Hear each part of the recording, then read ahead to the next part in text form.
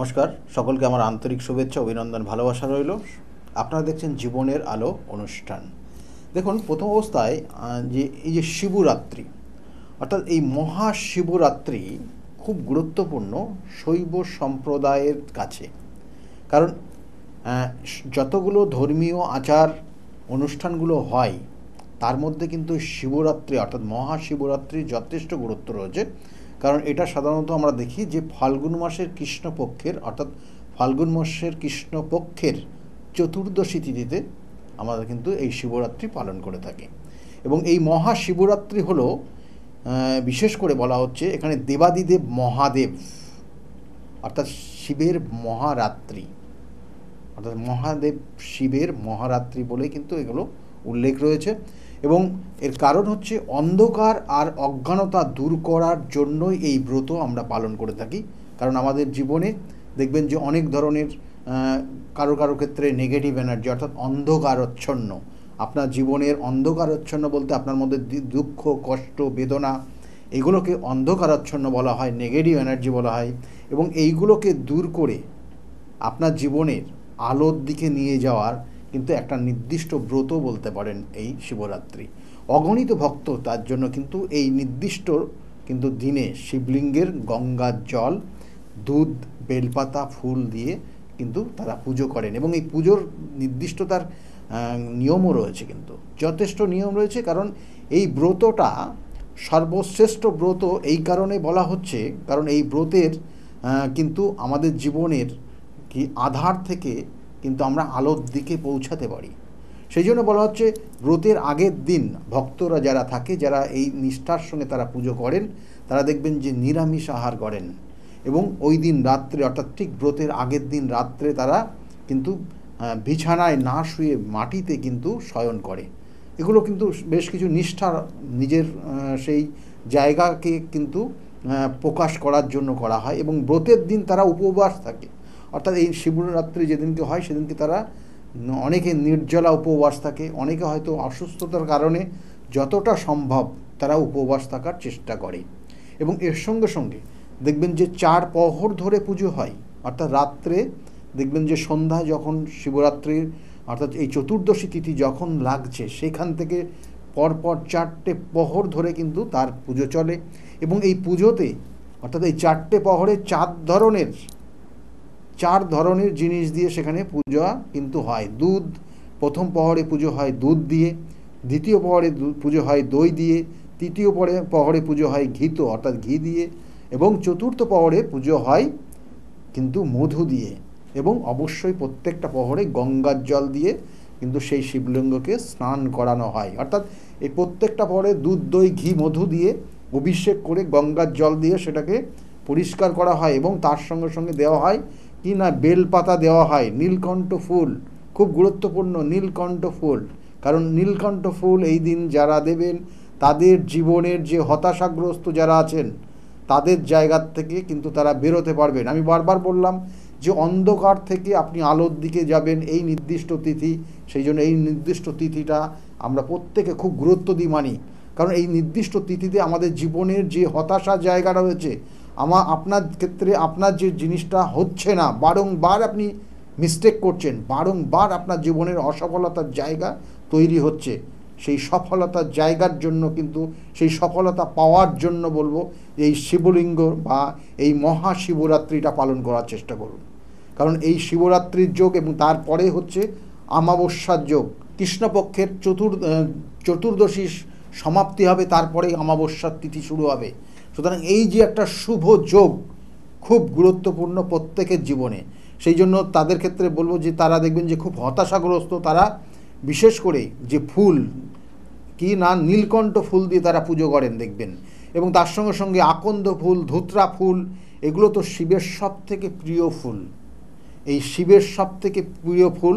এবং এর সঙ্গে সঙ্গে দেবেন যখন আপনার শিবলিঙ্গের মাথায়, ও তার সঙ্গে সঙ্গে অভিষেক করার পর শিবলিঙ্গকে ভালো করে পরিষ্কার পরিচ্ছন্ন করে তারপরে ফুল দিয়ে খুব সুন্দর করে মালা দিয়ে পরিয়ে তাকে সুন্দরভাবে কিন্তু আমরা পুজো করে থাকি। এবং মহামন্ত্র যেটা মন্ত্র রয়েছে ওং নমো শিবায়, এই মন্ত্রটা আপনাদের ক্ষেত্রে কিন্তু 108 বার উচ্চারণ করবেন এবং ধীরে ধীরে আপনার যে সমস্যা আছে সেই সমস্যার কথা আমরা সেই দিন বলে থাকি। সেই জন্য বলছে সেই নির্দিষ্ট দিন রাত্রি জাগরণ করা হয় এবং শিবের ব্রত কথা আমরা শুনি এবং মন্ত্র বিভিন্ন শিবের বিভিন্ন মন্ত্র রয়েছে, কারণ শিব এবং পার্বতী এখান থেকেই কিন্তু তার টোটাল সৃষ্টি, সমস্ত মন্ত্রের সৃষ্টি, তন্ত্রের এই নির্দিষ্ট এই যে ক্ষণ এবং এর সঙ্গে সঙ্গে শিবের নির্দিষ্ট যে বাণীগুলো রয়েছে সেইগুলোই কিন্তু আমাদের জীবনের, আমাদের যে তন্ত্রের যে জায়গাগুলো সেইগুলো কিন্তু প্রস্ফুটিত করেছে। সেই জন্য তার বিভিন্ন যারা তান্ত্রিক রয়েছে, যারা বিভিন্ন এই স্পিরিচুয়াল রিলেটেড যারা যুক্ত রয়েছেন তাদের জন্য এই নির্দিষ্ট তিথিটা খুব খুব গুরুত্বপূর্ণ এবং তাদের সাধনার মার্গে তারা নির্দিষ্টভাবে পৌঁছানোর জন্য তাদের ক্ষেত্রে এই নির্দিষ্ট তিথিটা তারা মেনে চলেন। কারণ এখানে যেটা বলতে হচ্ছে, কারণ এই নির্দিষ্ট তিথিটা বা শিবরাত্রি, মহাশিবরাত্রি, এটা অ্যাকচুয়ালি কিন্তু হিন্দু পুরাণ অনুযায়ী বা শিব পুরাণ অনুসারী দেখবেন এই রাত্রে শিব কী করেছিল না, সৃষ্টি স্থিতি অর্থাৎ সৃষ্টি স্থিতি এবং প্রলয়ের মহাতাণ্ডব করেছিলেন।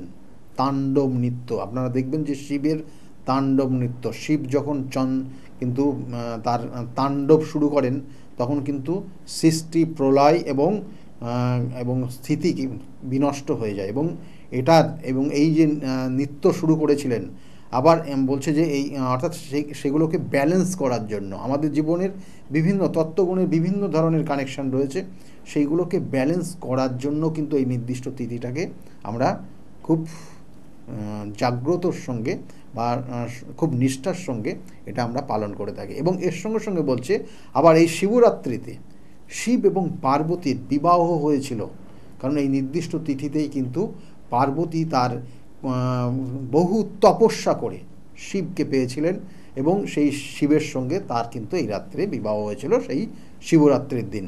এবং এর বিশেষ করে বলা হচ্ছে যে শিব এবং পার্বতী তথা এখানে এই যে কথাটা আমরা বললাম শিব পার্বতীর বিবাহ হয়েছিল, এটার মধ্যে কিন্তু বেশ কিছু তত্ত্বগুণ রয়েছে। কারণ শিব তত্ত্ব অনুযায়ী শিব এবং শক্তি, অর্থাৎ এখানে পুরুষ এবং নারীতেই শক্তির অবস্থান রয়েছে, সেই জন্য পুরুষ এবং আদি শক্তি বা পরা প্রকৃতির কিন্তু মিলন হয়েছিল এই নির্দিষ্ট তিথিতে। এবং এই মহাশিবরাত্রির শিব তার প্রতীক লিঙ্গ, অর্থাৎ প্রতীক, এখানে কিন্তু লিঙ্গ বলতে এখানে প্রতীককে ইঙ্গিত করা হয়েছে, তার সেই প্রকাশিত হয়েছিল এবং এই নির্দিষ্ট তিথিতে এবং শিব লিঙ্গ রূপে প্রকাশিত হয়েছিল। এবং জীবনের পাপ দেখবেন যে অনেক মানুষ বিভিন্ন জ্ঞানত অজ্ঞানত তারা পাপ কর্মে লিপ্ত হয় এবং সেই পাপ থেকে মুক্তির পথ দেখিয়েছিলেন এই নির্দিষ্ট তিথিতে। সেই জন্য বলা হয় যে আমরা আধার থেকে আলোর দিকে যাই এবং আপনার জীবনের যত আধার আছে, অন্ধকারময় জায়গাগুলো রয়েছে আপনার মধ্যে, যে জীবনের হয়তো আপনি জ্ঞানত বা অজ্ঞানত যে পাপ কাজ করেছেন, সেই পাপের থেকে আপনার প্রায়শ্চিত্তের জন্য কিন্তু এই শিবলিঙ্গ বা এই মহাশিবরাত্রি খুব গুরুত্বপূর্ণ তিথি এবং যেটা আমরা সাধারণত 4 প্রহরে সঠিকভাবে পূজা অর্চনার মাধ্যমে আমাদের জীবনের সেই হতাশার থেকে আমরা বেরোনোর চেষ্টা করি। অনেকের ক্ষেত্রে অনেকভাবে তারা পুজো করে থাকেন, অনেকে পঞ্চামৃত একভাবে দেন, অর্থাৎ দুধ দই ঘি মধু চিনি অ্যাট এ টাইম শিবলিঙ্গের ওপর বেলপাতা চাপিয়ে তারা কিন্তু, এবং এটার পুজোর একটা নিয়ম নির্দিষ্ট রয়েছে, সেটাও অবশ্য বলবো, কারণ কিভাবে পুজো করতে হয়। প্রথম অবস্থায় জানবেন যে এটার পুজো করার কিন্তু নির্দিষ্ট নিয়ম রয়েছে, কেমন যে আপনি বেলপাতা 3টে দেবেন শিবলিঙ্গের মাথার ওপর, সেই 3টে বেলপাতাতে অবশ্যই কি করতে হবে না, চন্দন মাখাতে হবে, অর্থাৎ চন্দনকে ভালো করে প্রলেপ দিয়ে শিবলিঙ্গের মাথার ওপর শিবলিঙ্গের ওপর দেবেন। এবং যাদের ক্ষেত্রে সন্তান অবাধ্য হয়ে গেছে, যাদের স্বামী ঠিকমতো কথা শোনে না বা আপনার খুব প্রিয় মানুষটা আপনার থেকে দূরে সরে যাচ্ছে, তাদের জন্য এই শিবরাত্রিতে যখন ওই বেলপাতা 3টে শিবলিঙ্গের ওপর দেবেন, খুব গুরুত্ব রয়েছে সেই শিবলিঙ্গের ওপর সম্পূর্ণ পাতাতে কি লাগাতে হবে না, এখানে চন্দন লাগাবেন এবং সেই চন্দন লাগিয়ে সেটা তার মধ্যে নাম লিখবেন যার নিয়ে আপনি সমস্যায় আছেন। আপনার যে প্রিয় মানুষটার কথা লিখবেন, তার নামটা লিখে শিবলিঙ্গের ওপর দেবেন। আর মহামন্ত্র, শিবের মহামন্ত্র ওং নমঃ শিবায়, এই মন্ত্র উচ্চারণ করবেন আর শিবলিঙ্গের ওপর দেবেন, আর আপনি আপনার মনস্কামনা জানাবেন। ধীরে ধীরে সেখান থেকে বেরোবেন। কিন্তু এই শিবলিঙ্গের মাথার ওপর যখন বেলপাতাগুলো দেবেন, অবশ্যই তার যে যে বোটা টাইপের যে জায়গাটা, শক্ত যে ডাঁটাটা হয়, তার মাথাটা অবশ্যই কেটে দেবেন। মাথাটা কেটে তারপরে একটা একটা করে শিবলিঙ্গের মাথায় দেবেন। এবং এখানে যে যেটা পঞ্চামৃত বলছিলাম, দুধ, দই, ঘি, মধু এবং চিনি এবং এর সঙ্গে গঙ্গা জল মিশ্রণ করে শিবলিঙ্গের ওপর এক এক করে ঢালবেন। এবং তার সঙ্গে সঙ্গে আপনি মহামন্ত্র আপনি 108 বার উচ্চারণ করতে পারেন। আর যাদের ক্ষেত্রে বিভিন্ন ধরনের সমস্যা থাকে, শারীরিক সমস্যা, মানসিক সমস্যা এবং বিভিন্ন ধরনের দোষ, সেগুলোও আপনি আজকে আপনাদের বলবো কী ধরনের কী মন্ত্র আপনার এই সময় উচ্চারণ করলে আপনার সেখান থেকে বেরোতে পারবেন। যাদের ক্ষেত্রে কাল সর্পযোগ আছে, যাদের ক্ষেত্রে শারীরিক সমস্যা আছে, যাদের ক্ষেত্রে দুর্ঘটনার যোগ রয়েছে, অকাল মৃত্যুর যোগ রয়েছে, যাদের দেখা গেলো পরিবারে কেউ না কেউ খুব অসুস্থতার মধ্যে রয়েছে, তাদের জন্য কিন্তু এই নির্দিষ্ট তিথি খুব গুরুত্বপূর্ণ তিথি। কারণ এই নির্দিষ্ট তিথিতেও কিন্তু যে মহামৃত্যুঞ্জয়ের পুজো হয়। এবং দেখবেন যে অনেক সময় অনেক জাতক জাতিকার তার অকাল মৃত্যুর যোগ রয়েছে বা শারীরিক কোনো আঘাত প্রাপ্তির যোগ রয়েছে, তাদের ক্ষেত্রে কিন্তু এই নির্দিষ্ট তিথিতে কিন্তু সেই মৃত্যুঞ্জয় মন্ত্র উচ্চারণ করে যদি আপনি শিবলিঙ্গের ওপর বা শিবলিঙ্গকে অভিষেক করতে পারেন, তাহলেও কিন্তু আপনি সেই বাধার থেকে অনেকটা বেরোতে পারবেন। তার একটা ছোট্ট এক্সাম্পল আমি দিচ্ছি, যেটা শিব পুরাণে উল্লেখ রয়েছে। এবং শিব পুরাণে উল্লেখ রয়েছে, বলছে যে শিব পুরাণ অনুযায়ী অতি প্রাচীনকালে বারাণসী তথা কাশীর ধামে একজন নিষ্ঠুর ব্যাদ বাস করতেন। এবং তার কাজই ছিল হত্যা করা, শিকার করা, পশু পাখি অর্থাৎ তাদেরকে জীব হত্যা করা তার কিন্তু কর্মই ছিল। সেই প্রচুর জীব হত্যা করতেন। এবং একদিন তিনি সেই শিকারে বেরিয়েছিলেন জঙ্গলে, এবং সেই জঙ্গলে বেরিয়ে সে সারাদিনই কোনো শিকার করতে পারেনি। একটা সময় সে হতাশাগ্রস্ত হয়েছিল এবং সে বাড়ি ফিরে আসতে পারেনি, কারণ সে জঙ্গলে পথ হারিয়ে ফেলেছিল। এবং সেই জঙ্গলে পথ হারিয়ে ফেললে হিংস্র জন্তু জানোয়ার তাকে হয়তো মেরে ফেলবে, এই ভয়ে সে কিন্তু একটা গাছে আশ্রয় নিয়েছিল। এবং সেই নির্দিষ্ট দিনটা ছিল শিব চতুর্দশীর তিথি। এবং সেই গাছে আশ্রয় নিয়ে সে সারাদিন সে নিজেকে ব্যর্থ হয়ে গেছে এবং তার মধ্যে মানসিক একটা যন্ত্রণা সে ভোগ করছে যে সারাদিনে আমি কোনো শিকার পেলাম না, কি হলো আমার, আজকে আমি রাস্তা হারিয়ে ফেললাম, এই যে চিন্তা করছে। আর ওই যে গাছটাতে বসেছিল সেই গাছের একটা একটা পাতা ছিঁড়তে লাগে এবং ছিঁড়ে ছিঁড়ে নিচেই ফেলতে থাকে। এবং সে ওই মনে মনে ওইভাবে বিড়বিড় করে বলছে আর ওই একটা একটা করে পাতা ফেলছে। এবং নিচে ছিল শিবলিঙ্গ ছিল, সেই শিবলিঙ্গের মাথার ওপর কিন্তু ওই পাতা পড়ছিল। এবং একটা সময় এবং সেই যে গাছটা ছিল, সেই যে গাছে সে উঠেছিল সেই গাছটাও ছিল বেল গাছ। এবং এই যে পাতাটা ফেলছিল সেটা বেল গাছের পাতা শিবলিঙ্গের ওপর পড়ছিল। এবং একটা সময় সে খুব দুঃখে কষ্টে তার চোখ দিয়ে জল চলে আসে। এবং সেই জলের ফোঁটাও, সেই চোখের থেকে সেই জলের ফোঁটাও সে কিন্তু ওই শিবলিঙ্গের ওপর পড়ে, অর্থাৎ ওই বেলপাতা যেখানে পড়ছিল সেখানে পড়ে। এবং এই যে এই জায়গা যখন হলো, সারা রাত ওখানে থাকলো। পরের দিন সকালবেলা সে বাড়ি গিয়ে দেখে যে বাড়িতে এসছে অতিথি এসছে। এবং সেই অতিথি এসছে কিন্তু তার খাবারের যে জোগাড় করতে হবে, কিন্তু সে আগের দিন সারাটা দিন তাকে নষ্ট হয়ে গেছে। তার নিজের খাবারটা তার বাড়িতে হয়তো সঞ্চিত রয়েছে, সে নিজের খাবারটা সেই অতিথিদেরকে কিন্তু দিয়ে দেয়। এবং এখানে যেটা বলা হচ্ছে যে জীবকে পরের দিন আমরা কি করি, যে আমরা অতিথি সেবা করি এবং সেটাও কিন্তু সে পালন করে। অর্থাৎ সে তার নিজের অজান্তেই সে কি করলো না, শিব চতুর্দশীর নির্দিষ্ট তিথি অনুযায়ী সে সেটা শিবলিঙ্গে বেলপাতা দিল এবং তার সঙ্গে সেখানে জল দিল এবং পরের দিন গিয়ে সেই অতিথি সেবাও করলো। তাতে কিন্তু তার আয়ু বৃদ্ধি হলো, তার অনেক পাপ অর্থাৎ তার সে যে এতদিনে সে জীব হত্যা করেছে, প্রত্যেক মানুষের মধ্যে আমি বললাম যে আপনি হয়তো আপনার অজান্তেই অনেক ধরনের পাপ আপনি সঞ্চয় করে ফেলছেন আপনার নিজের মধ্যে। সেই ক্ষেত্রেও কিন্তু সেই জাতকের ক্ষেত্রে বা এই যে নিষ্ঠুর বেদ সেই নিষ্ঠুর ব্যাদ, সে কিন্তু এই অজ্ঞানত সে পাপ করেছিল, সেই পাপ কিন্তু সেই পাপ থেকে কিন্তু মুক্তি লাভ করলো। কিন্তু একটা সময় কি হলো না, তার মৃত্যু হলো, সে অসুস্থ হয়ে পড়লো, তার মৃত্যু হলো।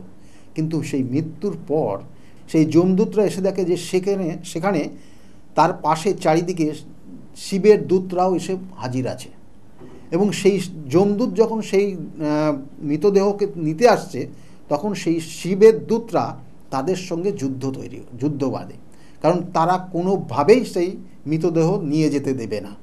অর্থাৎ এই ব্যাধের মৃতদেহ তাকে নিয়ে যেতে দেবে না, কারণ সে তার পাপ মুক্ত হয়েছে, সে যে দোষ করেছিল সেই দোষ থেকে সে কিন্তু বেরিয়ে এসছে, কারণ শিবের আশীর্বাদ তার ওপর রয়েছে। তখন সেই যুদ্ধে কিন্তু পরাজিত হয়ে যমদূতরা কিন্তু তারা পালিয়ে যেতে বাধ্য হয়, এবং পালিয়ে যাওয়ার পর তারপরে কিন্তু সেখানে তার নতুন জীবন পায়। অর্থাৎ সেই ব্যাধ কিন্তু নতুন জীবন পেল। অর্থাৎ এখানে আমরা এই জায়গার থেকে বুঝতে পারি, কারণ এটা সম্পূর্ণটাই রয়েছে কিন্তু মহাপুরাণ অর্থাৎ শিবের মহাপুরাণে উল্লেখ রয়েছে। অর্থাৎ আমাদের জীবনের যে ভয়ঙ্কর পরিস্থিতি হয়তো আগামী দিনে হতে পারে, কারোর ক্ষেত্রে দুর্ঘটনার যোগ, কারোর ক্ষেত্রে মানসিকভাবে কোনো বিধ্বস্ত জায়গা, কারণ এই ধরনের এই যে আমরা বারবার বললি যে মৃত্যু আমাদের জীবনে কিন্তু শুধু যে প্রাণের হানি হয় তা না, মৃত্যু 8 ধরনের মৃত্যু হয় একটা জাতক জাতিকার মধ্যে। সেই মৃত্যু 8 ধরনের মৃত্যু। কারোর ক্ষেত্রে মান সম্মান, জানবেন যে একটা জাতক জাতিকার যদি মান সম্মানটা যদি ক্ষুণ্ণ হয়ে যায়, সেটাও এক ধরনের মৃত্যু। একটা জাতক জাতিকার দেখা গেল প্রচুর অর্থ ছিল, হঠাৎ করে অর্থ নিঃস্ব হয়ে গিয়ে সে ভিখারি পর্যন্ত হয়ে গেছে, সেটাও জানবেন তার আর এক ধরনের মৃত্যু, যেটা মানসিক কষ্টদায়ক। দেখবেন যে অনেক জাতক জাতিকার তার খুব কাছের মানুষটা সে হয়তো সেখানে নেই, তার থেকে দূরে সরে গেছে, বা তার কাছের মানুষটার আর কোনো খোঁজ খবর নেই, সে কোথায় আছে জানে না। তার ক্ষেত্রেও কিন্তু এটা মৃত্যু তুল্য যন্ত্রণা।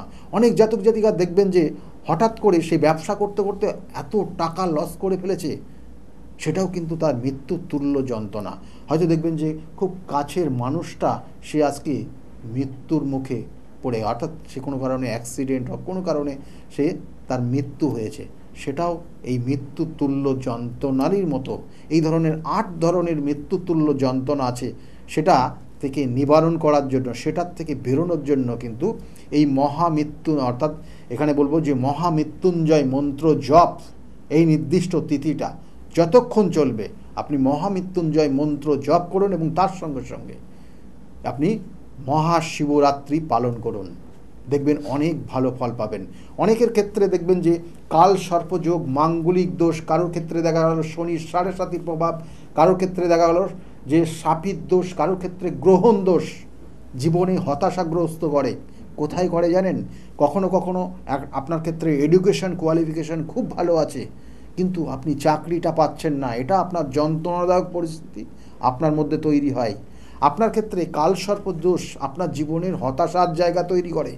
আমি বারবার বলি, হয়তো আপনার ক্ষেত্রে আজকে অর্থ প্রচুর রয়েছে, কিন্তু কালসর্প যোগ থাকলে পরে আপনার জীবনে একটা সময় আসবে, যে সময়টা আপনি অর্থের জন্য আপনার থেকে অনেক মানুষ মুখ ঘুরিয়ে নেবে এবং আপনার দেখে ভয়ে তারা পালিয়ে যাবে। তাহলে সেইটাও কিন্তু আপনার ক্ষেত্রে মৃত্যুতুল্য একটা যন্ত্রণা আপনার জীবনে আসতে পারে। সেই জন্য এই মহাশিবরাত্রির দিনটাকে সঠিকভাবে আপনি পালন করার চেষ্টা করুন, এবং আপনার এই সমস্যাগুলো থাকলেও কিন্তু এই নির্দিষ্ট তিথিতে তার সঠিক প্রতিবিধান এবং তার সঙ্গে সঙ্গে নির্দিষ্ট কোন ওয়েতে চলবেন তার গাইডলাইন রয়েছে। কারণ এই তিথি আমরা বারবার বলি যে সঠিক তিথি নক্ষত্র দেখে যদি আপনার জীবনের আপনার জন্মছকের যে কানেকশানগুলো নেগেটিভ ফল দিচ্ছে সেগুলোর প্রতিবিধান করা যায়, তাহলে আপনি আপনার জীবন থেকে ভালো জায়গায় আসতে পারবেন। কারণ আমি প্রথমেই বললাম যে এই নির্দিষ্ট তিথিটা শিব এবং পার্বতীর বিবাহ বার্ষিকী।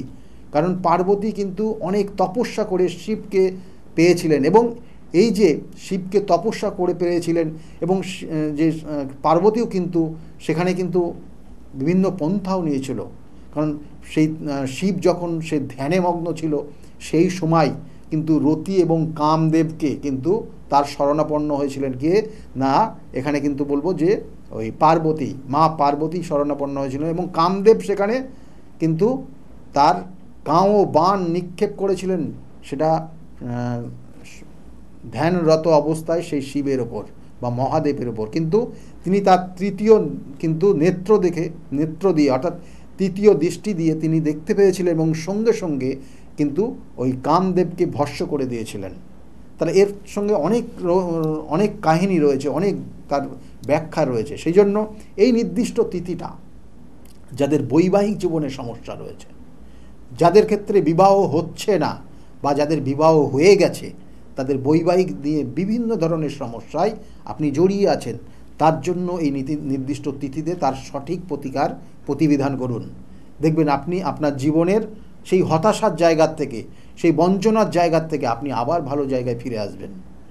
এবং এই নির্দিষ্ট তিথিতে দেখবেন যে জীবনের এই যে হতাশা কেন হয়, হয়তো আপনার জীবনে যে আশা রয়েছে, আকাঙ্ক্ষা রয়েছে, আপনার যে কল্পনা রয়েছে, আপনার নির্দিষ্ট যে ভবিষ্যৎ আপনি চিন্তা করে রেখেছেন, কিন্তু সেই জিনিসগুলো আপনি জীবনে অ্যাচিভ করতে পারছেন না।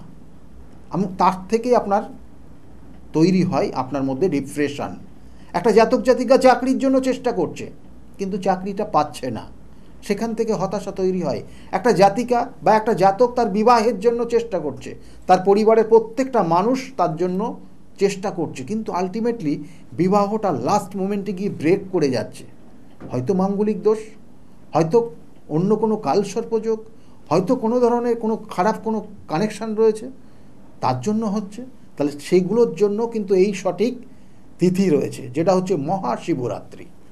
তার নির্দিষ্ট ক্রিয়ার মাধ্যমে সঠিকভাবে তার প্রতিবিধান করলে পরে এই সকল জাতক জাতিকা কিন্তু আবার স্বাভাবিক জীবনে ফিরে আসবে। আমি বারবার বলে থাকি যে একটা জাতক জাতিকার মধ্যে জীবনের অনেক ধরনের সমস্যার মধ্যে আমরা পড়ি।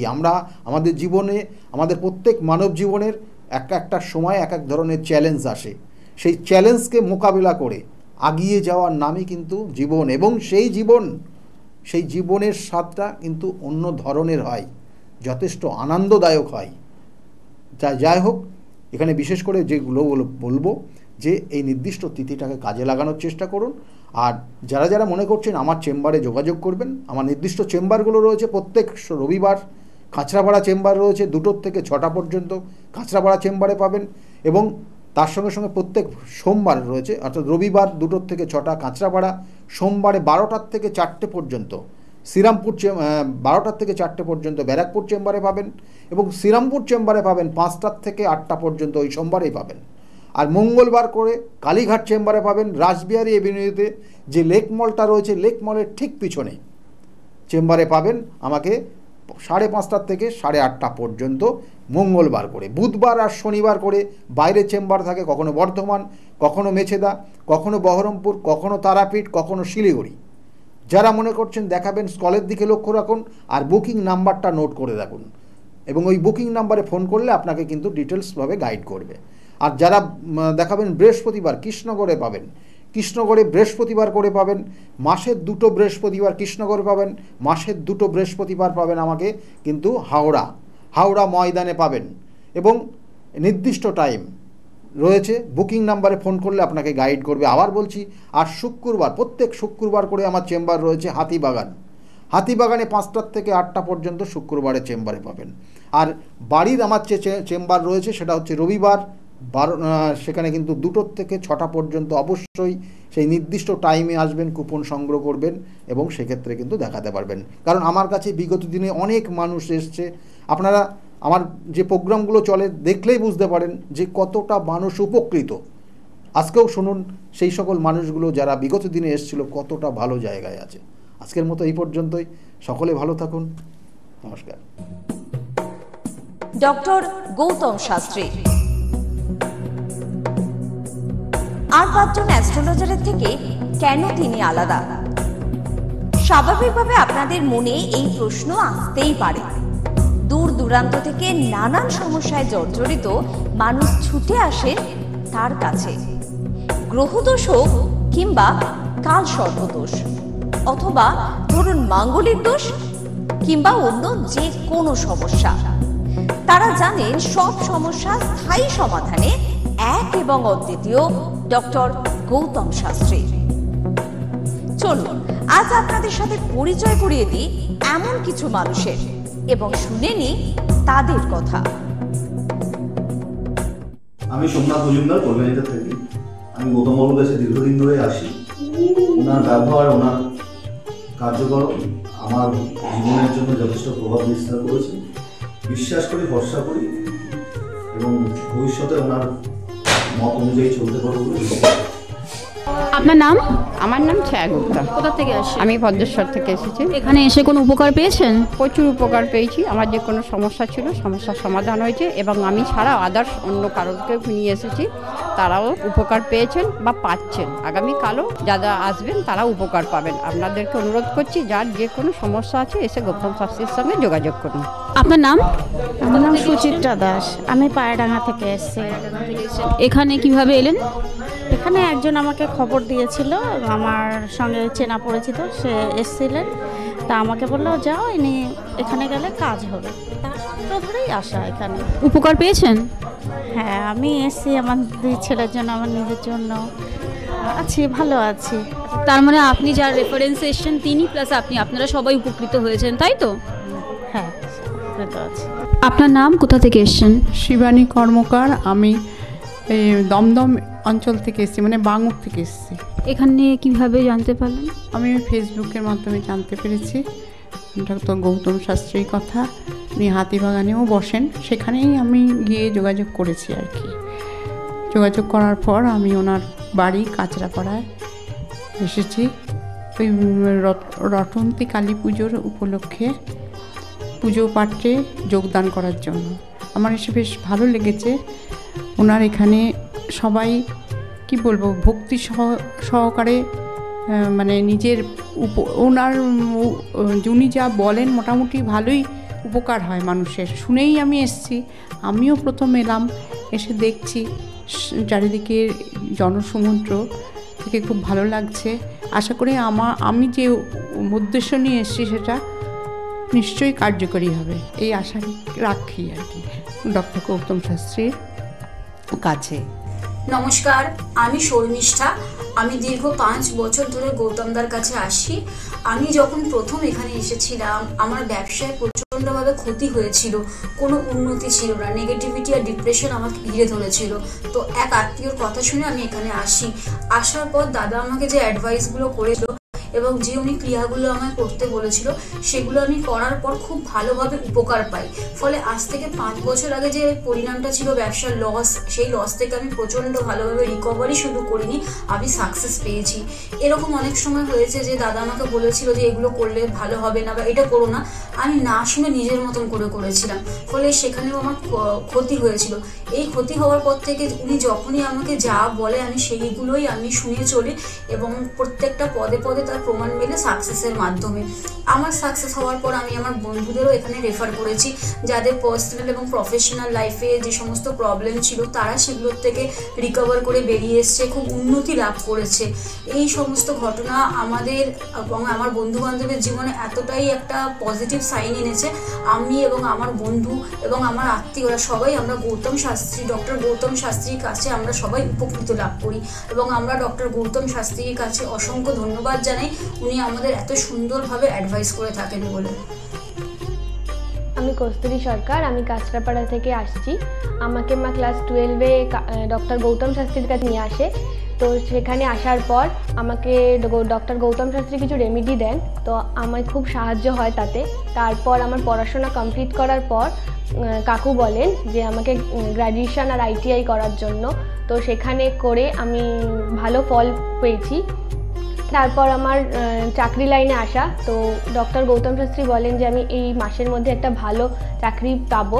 তো সেটা 1 মাসের আগেই আমি পেয়ে গেছি। তো আজকে সেটাই জানাতে এসেছি কাকুকে যে আমি চাকরি পেয়েছি। তো আপনারাও যদি আসতে চান, ভালো ফল পেতে চান, কাকুর সাহায্য পেতে চান, তো আপনারাও আসুন। আশা করি আপনারাও ভালো ফল পাবেন এবং সাহায্য পাবেন। নমস্কার। নমস্কার, আমি জয়িতা গুহু। আমি গত এপ্রিল মাস থেকে খুব সমস্যায় পড়েছিলাম। আমার কাজের দিক থেকে সমস্যা ছিল, বসের সাথে এবং পারিপার্শ্বিক আমার যে কলিগরা ছিল তাদের সাথে খুবই সমস্যা জড়িত হয়েছিলাম। তো তারপরে সেই কাজটা আমি আর অবশেষে টিকিয়ে রাখতে পারিনি, সেটা আমাকে বাধ্য হয়েছিলাম আমি সেটা ছেড়ে দিতে। তারপরে একটা খুব আর্থিক দিক থেকে খুব ভেঙে পড়েছিলাম। তো সেই সমস্যায় জর্জরিত হয়ে বুঝতে পারছিলাম না কি করব। তো হঠাৎ একদিন টিভিতে প্রোগ্রাম দেখি ডক্টর গৌতম শাস্ত্রী, ওনার কথাবার্তা, ওনার যে উপাচারগুলো রয়েছে যেগুলো উনি বলেন প্রতিকার, সেগুলো শুনে আমার খুব ভালো লেগেছিল। তো ওনার সাথে দেখা করি, আমার সমস্ত কথাবার্তা ওনার সাথে শেয়ার করি প্রবলেমগুলো। তারপর উনি আমাকে দেখে আমাকে কিছু বলেন আমার ব্যাপারে, তো সেগুলো একদম হুবহু মিলে যায়। তো তারপরে উনি আমাকে রেমেডি সাজেস্ট করেন, তো আমি সেই রেমেডিটা নিই, আমি ধারণ করেছি। তো ধারণ করার পর আমি আস্তে আস্তে নিজের মধ্যে একটা চেঞ্জ দেখতে থাকি। তো এবং আমি গত আগস্টের 27 তারিখে একটা জব পেয়েছি যেটা আমার মনের মতো। এখানে আমার ডেজিগনেশন, আমার স্যালারি, আমার মনের মতো লোকেশন আমি এখানে পেয়েছি, মানে এটাতে আমি বিশেষভাবে আপ্লুত। তো সেই জন্য অসংখ্য ধন্যবাদ ডক্টর গৌতম শাস্ত্রীকে। আমি প্রসেনজিৎ দাস, আমার বাড়ি কাঁচরাপাড়া। আমি ডক্টর গৌতম শাস্ত্রীর দেখেছিলাম টিভিতে, ওখান থেকে দাদার ফোন নাম্বার নিয়ে দাদা বাড়িতে আমি আসি, এসে দাদাকে আমার সমস্যা সমাধান বলি। আমার একটা সমস্যা, প্রচুর বড় সমস্যা ছিল, সেটা হচ্ছে আমাদের বাড়ি ঘরের সমস্যা ছিল, অনেক বছর ধরে সমস্যা ছিল, সেটা দাদা ঠিক করে দিয়েছে। এখন সেটা আমি বাড়ি করতেও চলেছি। তার সাথে সাথে আমার ব্যবসা বাণিজ্য কিছুই করতাম না, একটা নর্মাল কাজ করতাম। কাজ করার পর আমি এখন ব্যবসা বাণিজ্য উন্নতি হয়েছে, প্লাস দাদা যে প্রতিকারগুলো দিয়েছে সেগুলোকে আমরা এক্সেপ্ট করেছি। দাদার সাথে খুব ভালো ব্যবহার হয়েছে। এখন আপনারাও আসুন, এসে দাদাকে সমস্যা সমাধানের কথাগুলো বলুন, দাদা অবশ্যই আপনার সমাধান করে দেবে। ডক্টর গৌতম শাস্ত্রীর চেম্বারে আপনি কতদিন আসছেন? আমি প্রায় 2.5-3 বছর ধরেই এখানে মানে রেগুলারলি আসছি। মোটামুটি আমার যখনই অসুবিধা হচ্ছে আমি তখনই চলে আসছি। আপনি কোন চেম্বারে দেখিয়েছেন? আমি এখানকার কাঁচরাপাড়া চেম্বারে। কাঁচরাপাড়া চেম্বারে দেখিয়েছেন, মানে আপনি যে সমস্যাটা নিয়ে এসেছেন ওটা কি আপনার কিওর হয়েছে? হ্যাঁ, আমি প্রথমে যে সমস্যাটা পড়াশোনার সমস্যা নিয়ে প্রবলেমে পড়ে ওনার কাছে এসেছিলাম, তা মোটামুটি আমার যত দিন যাচ্ছে ইমপ্রুভ হচ্ছে আস্তে আস্তে। না, আপনার কাজ হয়েছে এটাই বলতে চাইছেন, তাই তো? Thank you. আমার নাম অয়ন দাস, আমি শ্রীরামপুর থেকে আসছি। আমি বেসিক্যালি এখানে এসেছিলাম গত 1 বছর আগে আমার পড়াশোনা এবং কাজবাজের জন্য। এর আগে আমি অনেক জায়গায় গিয়েছিলাম, অনেক অ্যাস্ট্রোলজার দেখিয়েছিলাম, কিন্তু সেখানে আমি সমস্যার সমাধান পাইনি। তো ওনার প্রোগ্রাম টিভিতে চলে, আমি সেখানে দেখেছিলাম, দেখে এবার ওনার সাথে যোগাযোগ করি। যোগাযোগ করার পর ওনার চেম্বারে আসে, ওনাকে সমস্তটা বলি। তো বলার পর আস্তে আস্তে অনেকটা আমি উপকৃত হয়েছি। কিছুটা আমার যেমন অবস্থাটা খারাপ হয়ে গেছিলো যতটা, তার থেকে অনেকটাই বেটার আছি। আশা করব ভবিষ্যতের থেকেও ভালো ফল পাবো। আমি আপনাদের অনুরোধ করবো আপনারা এসে দেখতে পারেন, যাদের অনেক সমস্যা চলছে এখানে এসে একবার কন্ট্যাক্ট করুন। ওনার শো চলতে থাকে টিভিতে, ওখান থেকে যোগাযোগ করতে পারেন ওনার সাথে, অবশ্যই আপনারা ফলাফল পাবেন। Hi everyone, I'm Simranpreet Kaur. I'm an actress. 2018-এ তার আগে আমার খুব খারাপ সময় যাচ্ছিল। আমার স্টাডি লাইফ, আমার career life, really it's very bad in that situation, in that time. But যখন আমি 2028-এর মাঝামাঝিতে আমার মম আমাকে ডক্টর গৌতম শাস্ত্রীর কাছে নিয়ে আসে। আঙ্কেলের সাথে যখন আমি কথা বলি, আঙ্কেল যখন আমার প্রবলেমগুলো শোনে, যেরকম করে গাইড করে তেমনি আমি চলি। তারপরে ধীরে ধীরে আমার প্রবলেমগুলো ম্যাক্সিমাম 90%, জাস্ট আমি বিলিভ করতে পারিনি যেটা সত্যি হবে। রেজাল্টটা খুবই ভালো ছিল, আর এরকম রেজাল্ট হবে আমি জানতাম না। এখন আমি একটা ভালো আমার ক্যারিয়ার চলছে। আমার স্টাডি লাইফের মধ্যে অনেক প্রবলেম ছিল, অনেক প্রবলেমস। আমার ফ্যামিলি লাইফেও খুব প্রবলেম ছিল, সব প্রবলেম মানে গায়েব হয়ে গেছে। আগে যেরকম ডিপ্রেশনে ছিলাম, খুব ডিপ্রেশনে থাকতাম, খুব মানে একটা খারাপ একটা সিচুয়েশন ছিল। বাট এখন 3-4 মাসের মধ্যে মানে জাস্ট তখন আমি ভাবতে পারিনি। তারপরে আমি তো প্রথম যখন আসি তখন আমি একদম বিলিভ করি না যে এগুলো কি হয় বা কিছু। আমি মাকে বলি দেখাবো না, এই ওই অনেক কিছু করি। কিন্তু যখন দেখানোর পর যখন আমি 1-2 মাসের মধ্যে যখন ধীরে ধীরে একটুখানি ভালো হতে পারি, আমার লাইফে যখন একটু করে ভালো হচ্ছিল, তখন আমি ফিল করলাম যে না, সত্যি ভালো হচ্ছে ওনার গাইডে। আর তার 3-4 মাসের পরে একদম আমি রেজাল্টটা দেখতে পারছিলাম, ফিল করতে পারছিলাম, মানে ন্যাচারালি। আর আমার এখন 2021 চলছে, এখন আমি আঙ্কেলের কাছে আসি আর আশা করি যে আমি যতদিন আমি বাঁচবো ততদিন আমি আঙ্কেলের কাছে আসতে থাকবো, আঙ্কেলকেই দেখাবো। আর আপনারা যদি চান যে আপনাদের লাইফের প্রবলেমগুলো সলভ হোক, 100% সলভ হবে, গ্যারেন্টি। আপনারা আসুন, আঙ্কেলকে দেখান, আর আপনাদের আর আঙ্কেল যেরকম গাইড দেবে তেমনি যদি আপনি চলবেন তাহলে একদম সঠিক হয়ে যাবে, একদম সাকসেস পাবেন আপনি দেখতে পারবেন। Thank you, bye. শুনলেন তো, এনাদের প্রত্যেকের আশা, ভরসা এবং বিশ্বাসের একটাই নাম, ডক্টর গৌতম শাস্ত্রী, যার সম্পর্কে আমরা এত কিছু শুনলাম। চলুন এবার দেখে নিই তিনি কি বলছেন।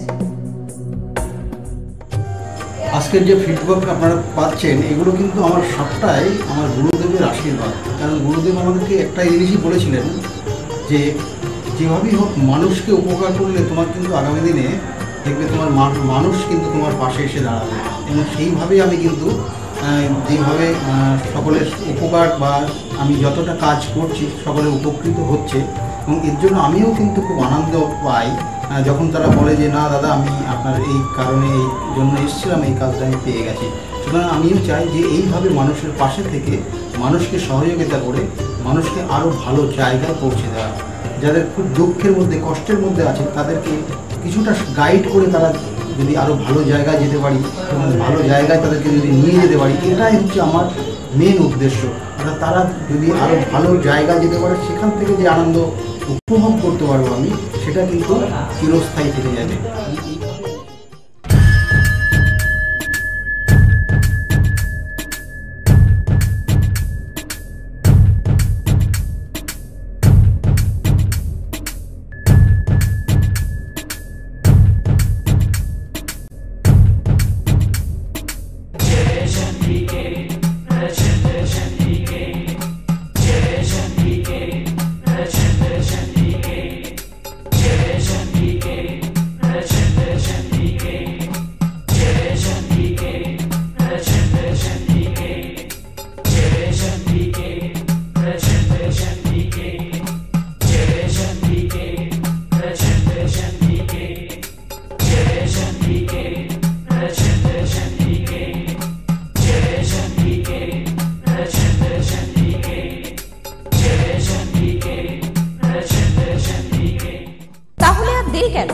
চটপট ফোন করুন 9836410969 অথবা 8335805241 এই নাম্বারে।